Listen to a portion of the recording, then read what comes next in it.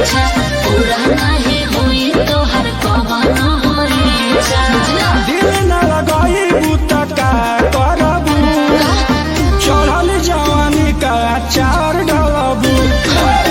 दिल न लगाई बूता का करबू चढ़ल जवानी का चार डलबू बोला हो। अरे हम अचार डाली चाहे मुरब्बा तोहरा का करे के बा हमरो के चिंता बा बोला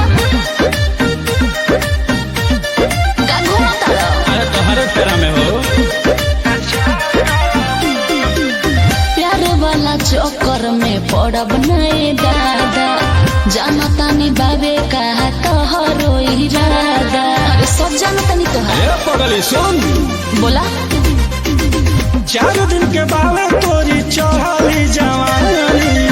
आऊ हमरा संगे तेहू काट न चाही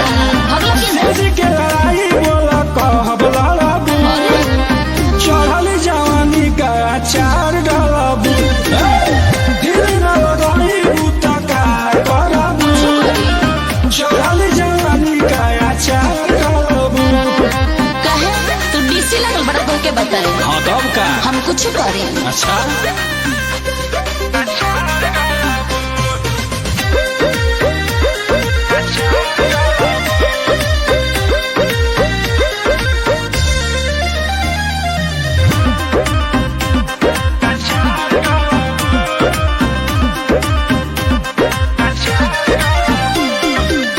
चढ़ली जवानी अपन सही पे लुटाए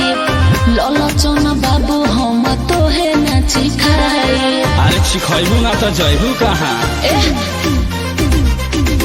अतुल बिहारी के तू करे धन्यवादी